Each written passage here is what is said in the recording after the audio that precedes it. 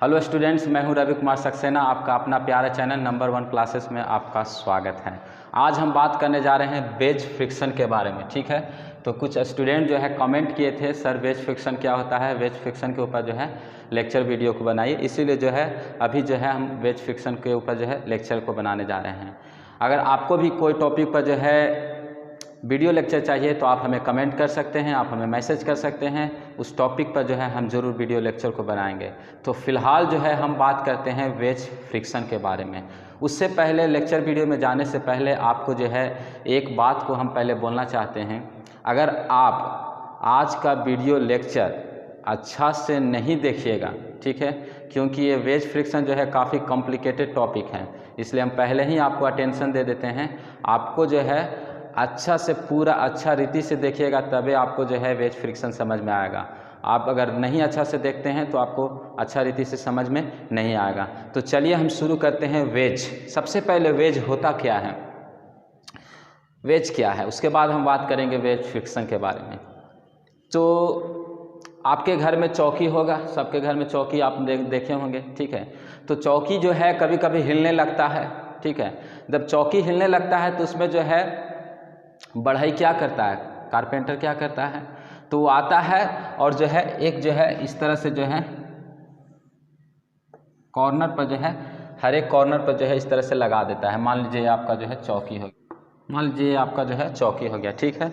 तो क्या करते हैं, जब हिलने लगता है तो यहाँ पर हम जो है वेज को लगा देते हैं, ठीक है, वेज को लगा देते हैं, तब जो है चौकी जो है हिलने नहीं लगता है। इस प्रकार से हम देखते हैं। उसी प्रकार से मान लीजिए सिलेंडर है, ठीक है, कोई एक सिलेंडर है, चाहे कोई एक सर्कल है, ठीक है, ये जो है मान लीजिए मतलब लुढ़क जा रहा है, तो इसको हम लोग क्या करते हैं, यहाँ पर जो है हम जो है इस तरह से और दोनों साइड से इस तरह से हम अगर वेज को लगा देंगे तो ये क्या करेगा, नहीं इधर उधर जाएगा, ठीक है, मतलब ये टाइट हो जाएगा, मतलब इधर उधर नहीं जाएगा। उसी तरह से कोई सिलेंडर है, ठीक है, मान लीजिए कोई भी सिलेंडर है, ठीक है, आप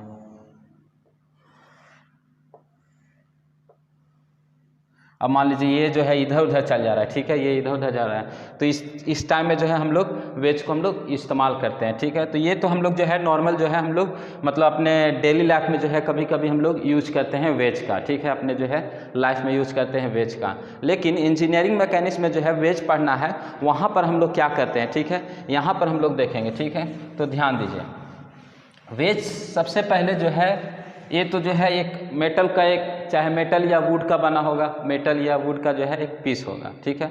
ये जो है इसका शेप क्या है, तो ट्रायंगुलर है या तो ट्रेपोजाइडल है।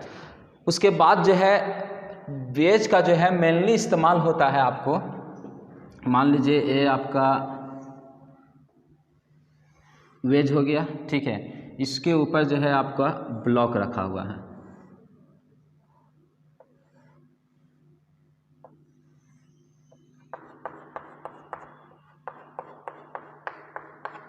ध्यान दीजिए स्टूडेंट्स। अब जो है यहाँ से आपका जो है बहुत जो है इम्पोर्टेंट जो है टॉपिक जो है शुरू हो रहा है। मान लीजिए ये है आपका वेज, ठीक है, वेज है, ये है ब्लॉक, ठीक है, ब्लॉक, ठीक है।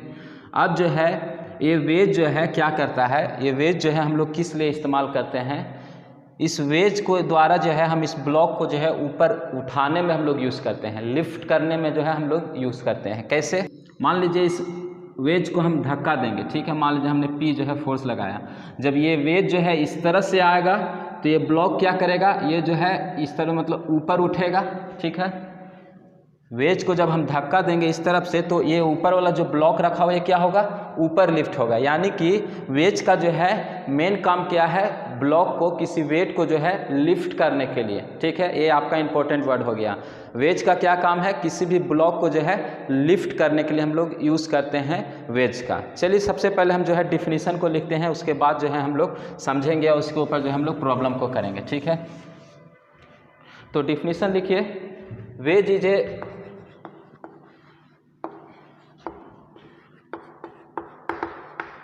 piece of metal or wood which is usually in triangular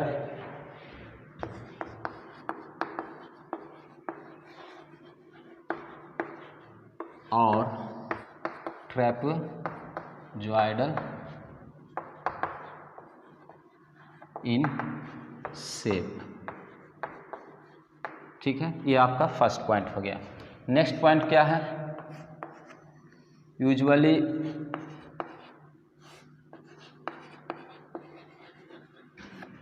it is used to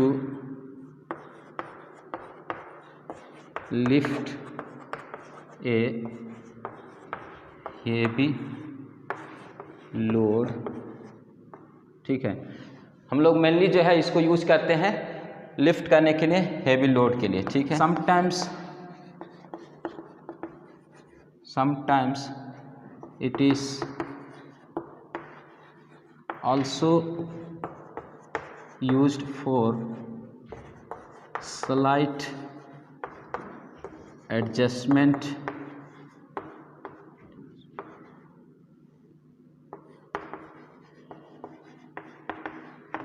in the position of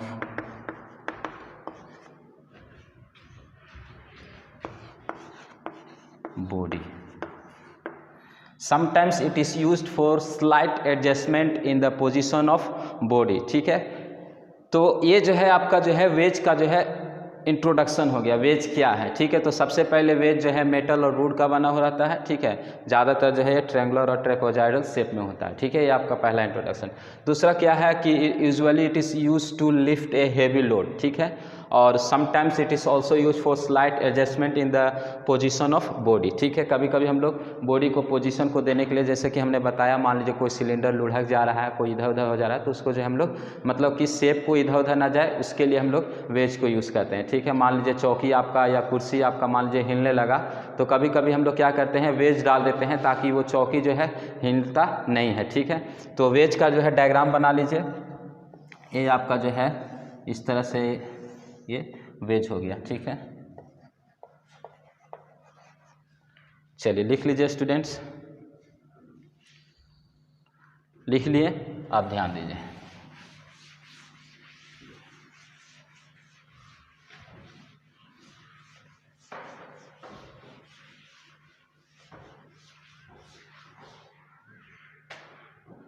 अभी तक तो हमने बताया कि वेज क्या होता है। ठीक है, लेकिन हम जो है आज चर्चा करने आए हैं वेज फ्रिक्शन के बारे में। तो वेज जब में है, वेज में जो है फ्रिक्शन क्या क्या जो है यूज़ है। ठीक है, तो मान लीजिए एक डायग्राम हम बनाते हैं।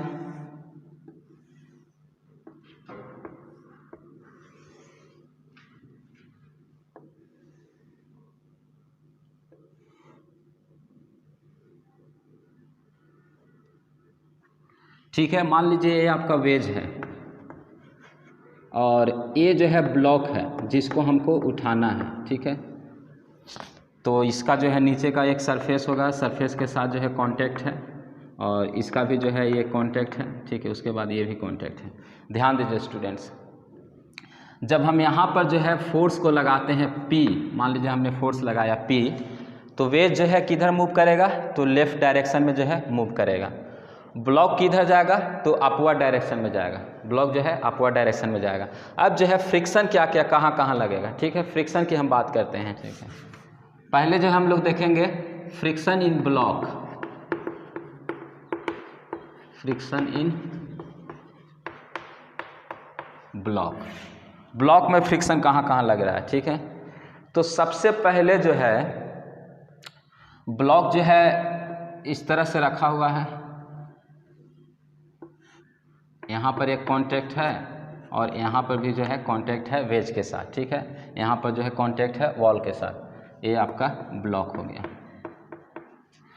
तो ब्लॉक में जो है फ्रिक्शन कहाँ लगेगा और जो है वेज में जो है फ्रिक्शन कहाँ कहाँ लगेगा, वो दोनों बात को हम लोग देखते हैं। ठीक है, मान लीजिए ये हो गया आपका वेज, फ्रिक्शन इन वेज।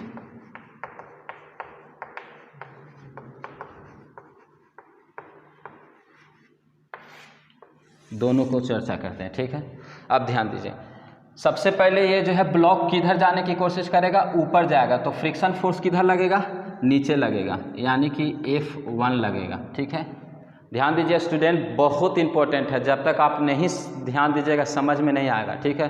फिर बाद में हमको मत बोलिएगा कि सर हमको समझ में नहीं आएगा, क्योंकि बहुत ही सेंसिटिव टॉपिक है, ठीक है, इसलिए ध्यान देने की बहुत ज़रूरत है। तो ब्लॉक जो है ऊपर जाएगा तो फ्रिक्शन फोर्स लगेगा नीचे, जब फ्रिक्शन फोर्स नीचे लगेगा तो यहाँ पर जो है कॉन्टैक्ट फोर्स है, ठीक है, यानी कि यहाँ पर नॉर्मल रिएक्शन लगेगा, तो इसको हम मान लेते हैं R1। कोई डाउट है? नहीं।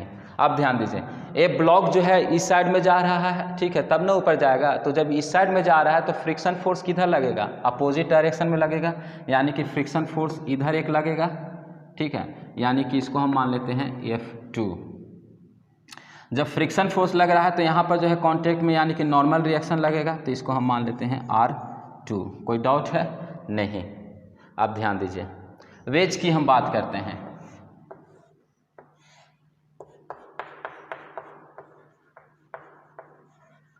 वेज की, तो वेज में जो है फोर्स P इस साइड में लग रहा है, ठीक है, तो फोर्स जब इस साइड में लग रहा है तो फ्रिक्शन फोर्स इस डायरेक्शन में लगेगा, तो इसको हम मान लेते हैं F3, क्योंकि हमने जो है F2 अभी तक मान लिया, ठीक है, इसको हमने मान लिया F3। तो इधर से एक नॉर्मल रिएक्शन लगेगा, इसको हम मान लेते हैं R3। कोई डाउट है? नहीं। अब जो है ब्लॉक और बेज दोनों जो है कॉन्टैक्ट में है, जब दोनों कांटेक्ट में है तो इसके साथ भी फोर्स लगेगा, ठीक है, उसके साथ भी फोर्स ऑफ फ्रिक्शन लगेगा। तो सबसे पहले वेज तो जो है इस साइड में मूव कर रहा है, ठीक है, वेज जो है इस साइड में मूव कर रहा है, तो आपका फ्रिक्शन फोर्स किधर लगेगा? इधर लगेगा, यानी कि F2, ठीक है। इसके लिए F2 का डायरेक्शन किधर है? तो इस साइड, उसके लिए F2 का डायरेक्शन उस साइड में है। उसके बाद जो है एक नॉर्मल रिएक्शन भी लगेगा, तो ये हो गया आपका नॉर्मल रिएक्शन R2। कोई डाउट है? नहीं। आप ध्यान दीजिए, इसको पहले आप उतार लीजिए, ठीक है, उसके बाद जो है हम समझेंगे। चलिए, क्वेश्चन है, determine the horizontal force required for wedge B to raise a block A of the weight 4500 newton if the coefficient of friction on all surface is 0.2 as shown in figure. तो figure में जो है दिया हुआ है, इसका जो है हमें फोर्स P लगाना है, कितना हम लगाएंगे कि वेज जो है ऊपर चल जाएगा, यही जो है क्वेश्चन में है। तो अगर अभी तक आपको कुछ नहीं समझ में आया तो चिंता करने की ज़रूरत नहीं है, हम आपको अब समझाएंगे, ठीक है। तो ध्यान दीजिए, सॉल्यूशन में लिखेंगे सॉल्यूशन। यहाँ पर क्या दिया हुआ है? वेट दिया हुआ है, वेट ऑफ द ब्लॉक, ठीक है। तो ब्लॉक का क्या नाम है? ए नाम है, तो हो जाएगा WA इक्वल टू 4500 न्यूटन, ठीक है। आप ध्यान दीजिए, सबसे पहले जो है फ्री बॉडी डायग्राम बनाएंगे, फ्री बॉडी डायग्राम बनाएंगे, ठीक है। तो FBD शॉर्टकट में क्या बोलते हैं? FBD, free body diagram for block ए। अगर फ्री बॉडी डायग्राम बनाने आ गया तो सारा टेंशन खत्म। तो आपका जो है ब्लॉक ए इस तरह से है, ठीक है। अब ब्लॉक ए में जो है यहाँ पर ए है, ठीक है, इसका वेट कितना है? तो वेट है 4500 न्यूटन, यानी कि WA इक्वल टू 4500 न्यूटन, ये नीचे लगेगा। चलिए, अब ध्यान दीजिए, यहाँ पर जो है ब्लॉक ऊपर जाने की कोशिश करेगा, ठीक है। जब ब्लॉक ऊपर जाएगा तो फोर्स ऑफ फ्रिक्शन किधर लगेगा? तो नीचे लगेगा, यानी कि F1, ठीक है, F1। और यहाँ पर नॉर्मल रिएक्शन लगेगा R1। कोई डाउट है? नहीं। अब ध्यान दीजिए, यहाँ पर जो है आपका जो है ये ब्लॉक जो है मतलब कि इस तरह से जाएगा तब ना ऊपर जाएगा, जब ये इस डायरेक्शन में जाएगा यानी राइट डायरेक्शन में जाएगा तो आपका फोर्स ऑफ फ्रिक्शन किधर लगेगा? तो लेफ्ट डायरेक्शन में, यानी कि F2। F2 जो है इधर लगेगा, यानी कि आपका जो है नॉर्मल रिएक्शन जो है इंक्लाइनेशन में लगेगा यहाँ पर, ठीक है। तो नॉर्मल रिएक्शन R2 किधर लगेगा? तो इस डायरेक्शन में लगेगा। ये जो है हो गया आपका वेज ब्लॉक के लिए, ठीक है। अब हम बात करते हैं वेज के लिए। तो free body diagram for wedge B. तो वेज के लिए समझिए, ये आपका वेज हो गया, ठीक है। तो हम जो है फोर्स लगा रहे हैं इधर P, तो आपका फोर्स ऑफ फ्रिक्शन किधर होगा? इधर होगा, यानी कि इसका नाम होगा F3, क्योंकि F2 तो अभी तक हम कर दिए हैं। उसके बाद जो है नॉर्मल रिएक्शन होगा तो R3 होगा ना। उसके बाद जो है ये वेज जो है वेज और ब्लॉक दोनों जो है कांटेक्ट में है, तो कांटेक्ट में है, ये जब फोर्स लगाएंगे तो ये एरिया जो है इधर आएगा, तो आपका फोर्स ऑफ फ्रिक्शन F2 जो है इधर लगेगा, ठीक है। उसके बाद जो है यहाँ पर R2 लगेगा, R2 लगेगा। पहले लिख लीजिए डायग्राम को, लिख लिए। अब जो है हम इसको क्वेश्चन को इरेज करते हैं।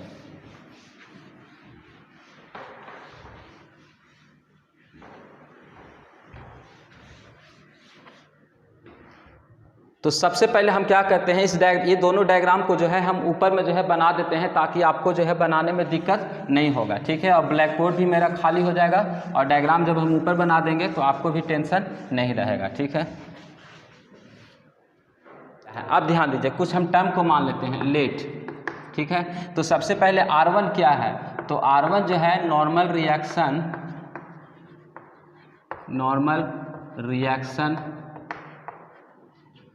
Between wall and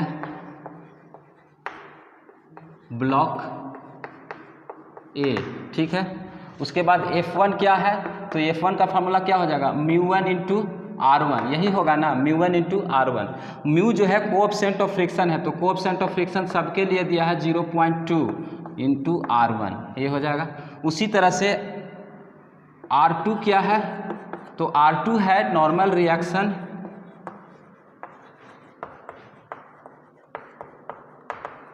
between wedge and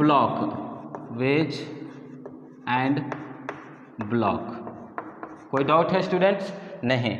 उसी तरह से F2 क्या है, तो F2 इक्वल टू क्या हो जाएगा, तो F2 इक्वल टू आपका हो जाएगा μ2 इंटू R2। फार्मूला होता है फोर्स ऑफ फ्रिक्शन का, μ2 का वैल्यू कितना है, 0.2 इंटू R2 हो जाएगा। चलिए, उसके बाद जो है F3 क्या है, सॉरी R3 क्या है, तो R3 है नॉर्मल रिएक्शन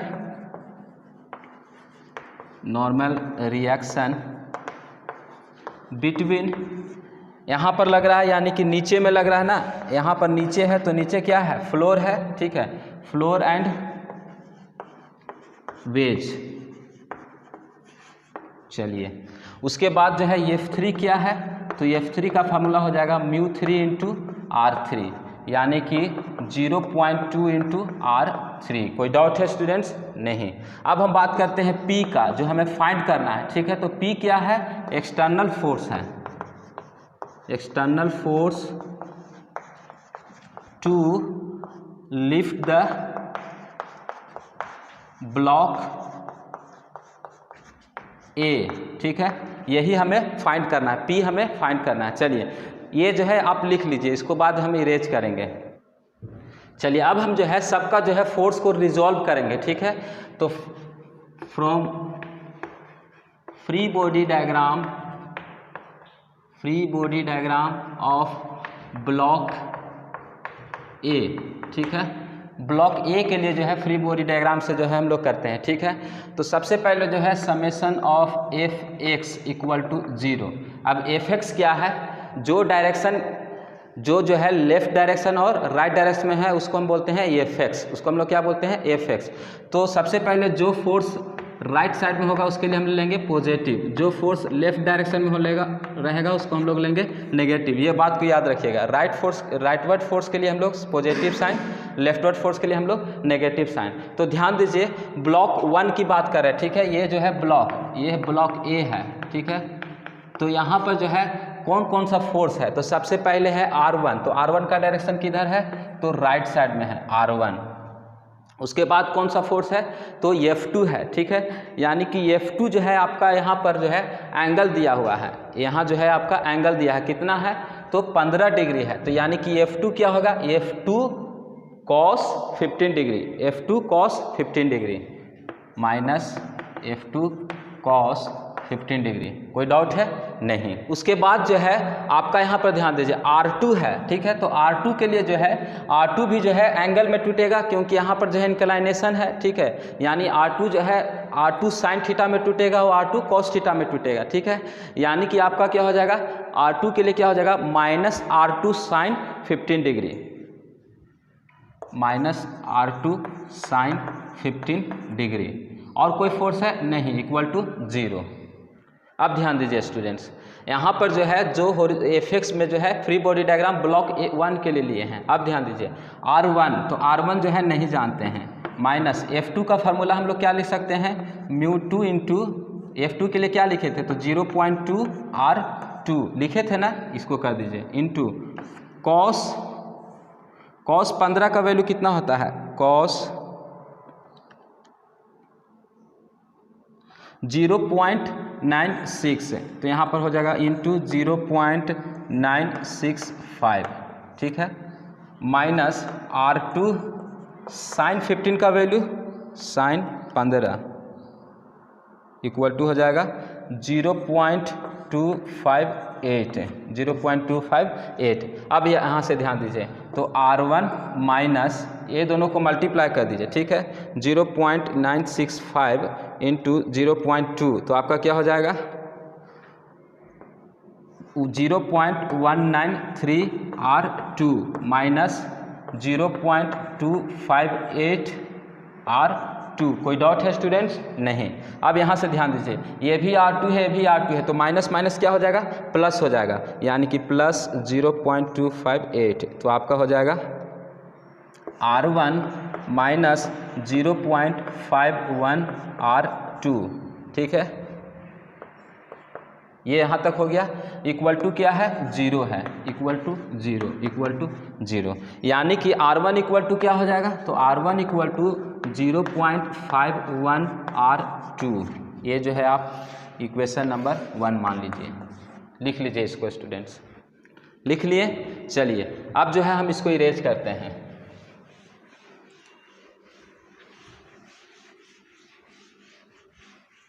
तो जो मेन डेटा है उसको हम लिख लेते हैं, ठीक है, तो यहाँ पर हम लिख लेते हैं R1 इक्वल टू 0.5451 R2, ठीक है, ये आपका इक्वेशन नंबर 1 है।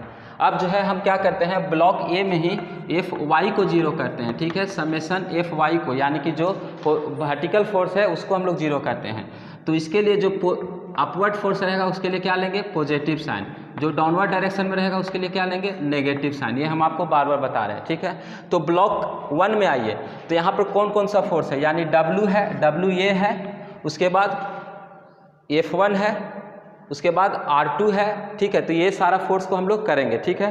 तो आपका क्या हो जाएगा, F1 का डायरेक्शन किधर है, तो नीचे है, तो माइनस F1, ठीक है।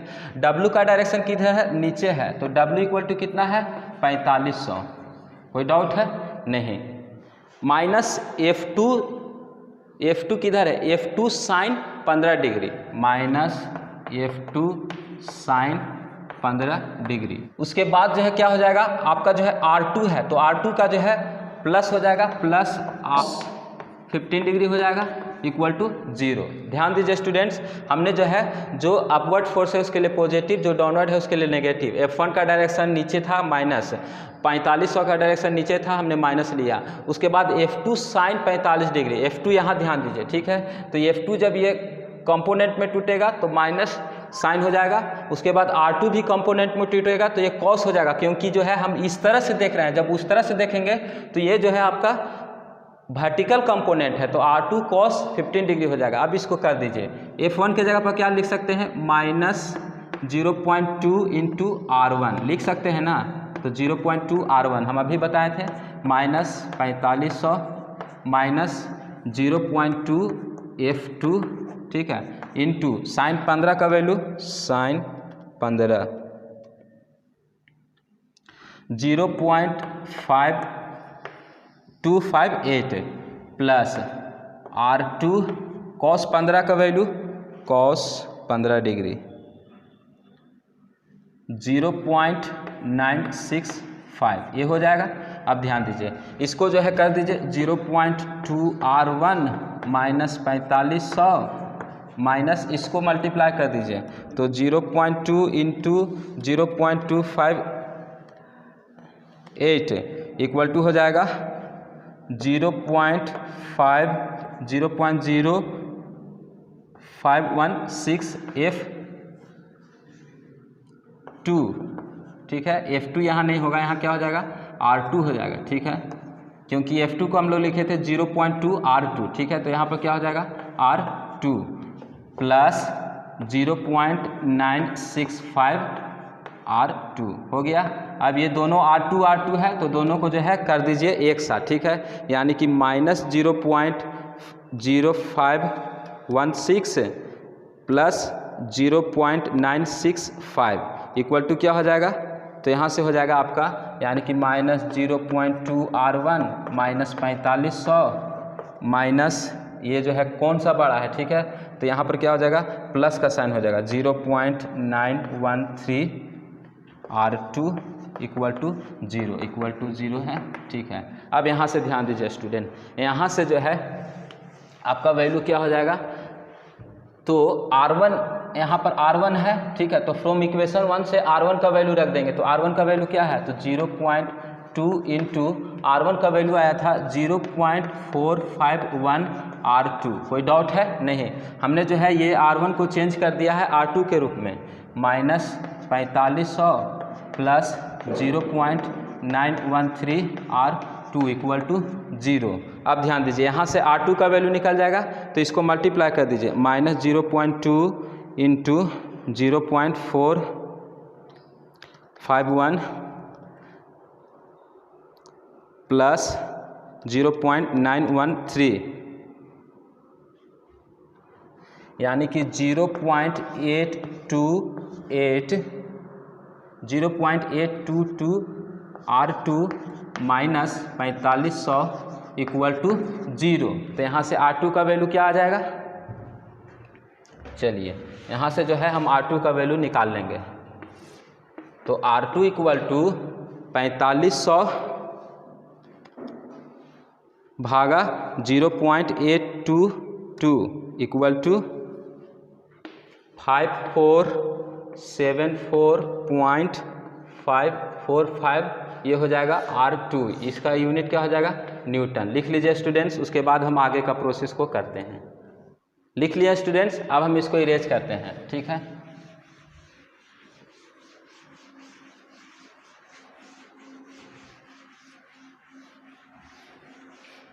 अब ध्यान दीजिए स्टूडेंट्स, यहाँ से जो है R2 का वैल्यू निकल गया तो हम R1 भी निकाल सकते हैं। तो R1 इक्वल टू क्या हो जाएगा, 0.451 R2 है, ठीक है। तो R1 equal to 0.45 into multiply कर दीजिए 5474.45, ठीक है। तो इसको कैलकुलेटर में करते हैं, equal to R1 equal to आ गया आपका 2463.50 न्यूटन, ठीक है। अब ध्यान दीजिए R1 जब निकल गया तो हम F1 निकाल लेंगे। F1 इक्वल टू क्या होता है, F1 का फॉर्मूला होता है μ1 इंटू R1, ठीक है। तो μ1 का वैल्यू कितना है, तो 0.2 इंटू R1 का वैल्यू कितना है, तो 2463.50 इक्वल टू क्या हो जाएगा, तो 0.3 से जो है मल्टीप्लाई कर दीजिए, यानी कि 0.2 इंटू 2463.50 इक्वल टू 492.7, ठीक है। अब ध्यान दीजिए F2 निकाल लेंगे। तो F2 equal to μ2 into R2, यानी कि 0.2 इंटू R2 का वैल्यू कितना आया है, तो R2 का वैल्यू आया है आपका, वहाँ पर निकाले हैं 74.45। मल्टीप्लाई कर दीजिए इसको, 0.2 इंटू 5474.45 इक्वल टू हो जाएगा आपका 1094.89 न्यूटन। ये भी न्यूटन हो गया। अब जो है हमें F1 और F2 निकल गया, पहले इसको आप लिख लीजिए, ठीक है। अब हम बात करते हैं, अभी तक जो है हमने बात किया है केवल ब्लॉक का, अब हम आ जाते हैं वेज में, ठीक है। तो फ्रॉम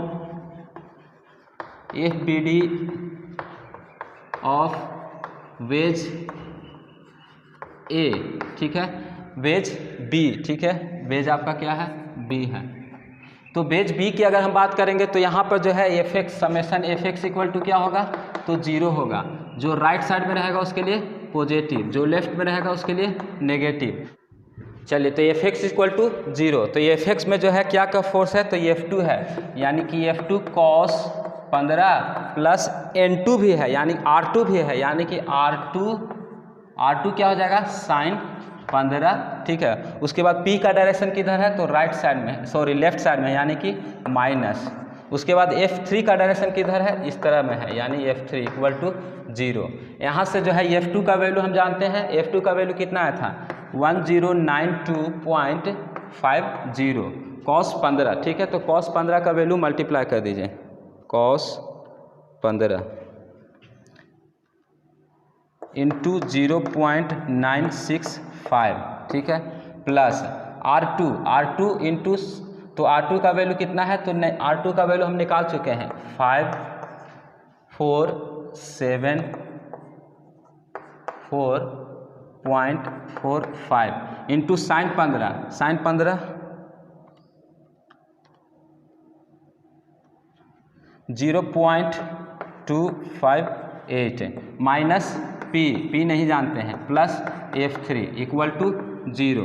तो यहाँ से जो है आप मल्टीप्लाई कर दीजिए, तो 1092.50 इंटू 0.965 इक्वल टू कितना हो जाएगा, तो आपका हो जाएगा 1054.26, ये हो जाएगा। इसको जब मल्टीप्लाई करेंगे तब, ठीक है। उसके बाद प्लस इसको मल्टीप्लाई कर दीजिए 5474.45 into 0.258 equal to 1412.40 minus P plus F3 equal to 0। तो यहाँ से आपका क्या हो जाएगा, ये दोनों टर्म को जोड़ दीजिए, ठीक है, प्लस 1054.26 4266.66, ठीक है। उसके बाद minus P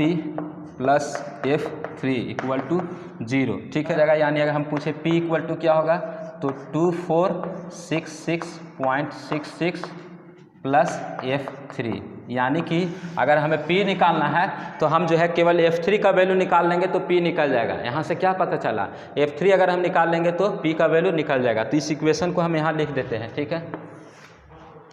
P equal to 2466.66 plus F3, ठीक है, इसको हम यहाँ लिख देते हैं। चलिए इसको पहले लिख लीजिए स्टूडेंट्स, चलिए लिख लिए। अब ध्यान दीजिए, लास्ट स्टेप में हम आ गए हैं, ठीक है। लास्ट में हम क्या करते हैं, इसके लिए जो है Fy निकालेंगे, ठीक है, यानी कि समेशन ऑफ Fy किसके लिए इक्वल टू 0, वेज के लिए। तो जो अपवर्ड फोर्स है उसके लिए पॉजिटिव, जो डाउनवर्ड है उसके लिए नेगेटिव, ठीक है। R3 है तो R3 क्या हो जाएगा प्लस हो जाएगा R3। उसके बाद F2 है, F2 जो है कंपोनेंट में टूटा था, F2 साइन 15 डिग्री हो जाएगा, यानी प्लस F2 साइन 15 डिग्री। कोई डाउट है नहीं। जो है R2 है तो R2 जो है कंपोनेंट में टूटा, तो यानी कि R2 माइनस में होगा, minus R2 cos 15 degree equal to 0। यहाँ पर जो है 3 फोर्स था, R3 था, F2 साइन और कॉस में टूटा, उसके बाद R2 भी जो है साइन और कॉस में टूटा था, तो साइन में हमने पहले लिख दिया था, अभी कॉस में लिखा, ठीक है। हम R3 नहीं जानते हैं, R3 निकालना है, F2 जो जानते हैं, R2 भी जानते हैं, यानी R3 प्लस F2 का वैल्यू कितना है तो F2 का वैल्यू है आपका 1092.50 इंटू साइन 15 इक्वल टू 0.258, ठीक है। ये आपका हो गया इसके लिए। माइनस R2 का वैल्यू कितना है तो 5474.45 इंटू cos 15 इक्वल टू हो जाएगा आपका 0.965, ठीक है स्टूडेंट्स, इक्वल टू 0, यानी कि R3 हो गया 499,630, ठीक है, ये आपका न्यूटन, ठीक है। R3 निकल गया। अब हम क्या करेंगे, हमें जो है F3 निकाल देंगे, ठीक है। तो F3 इक्वल टू क्या हो जाएगा तो μ3 इंटू R3, यानी म्यू का वैल्यू कितना है तो 0.2 इंटू R3 कितना है तो 4996.3 मल्टीप्लाई कर दीजिए 4996.3 इंटू 0.2 आपका क्या हो जाएगा 999.26। ये किसका वैल्यू आ गया F3 का। चलिए लिख लीजिए स्टूडेंट्स, लिख लिए। अब यहाँ से ध्यान दीजिए, अब जो है आपका लास्ट जो है प्रोसेस में आ चुके हैं, ठीक है।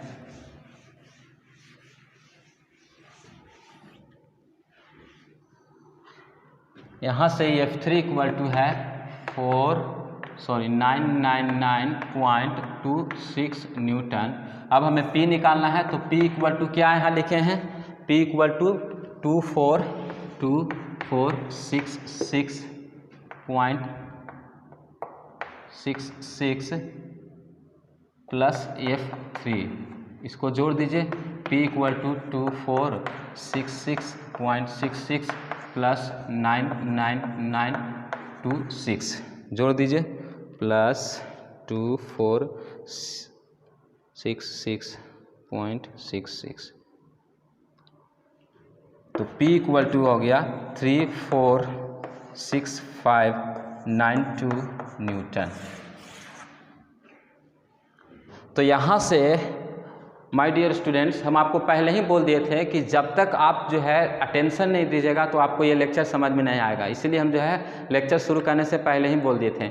सबसे पहले हमने क्या किया, हम जो है दोनों का जो है फ्री बॉडी डायग्राम बनाए, ठीक है। फ्री बॉडी डायग्राम बना के उसके बाद जो है ब्लॉक का जो है अलग जो है हमने Fx निकाला, Fx equal to 0, Fy equal to 0, ठीक है। उसी तरह से वेज का जो है हमने Fx इक्वल टू 0 निकाला, Fy इक्वल टू 0 निकाला। उसके बाद जो है हॉरिजेंटल फोर्स वर्टिकल फोर्स करके हमने जो है सारा जो है निकाल दिया। उसके बाद लास्ट में हमने P का वैल्यू निकाल दिया, यानी कि P हमें निकालना था। इस प्रकार से आज के लेक्चर में जो है हमने वेज के ऊपर जो है प्रॉब्लम को किया। अगर फिर भी अगर आपको डाउट है तो फिर हमें कमेंट कीजिए, फिर से जो है एक और वीडियो को लेकर आएंगे।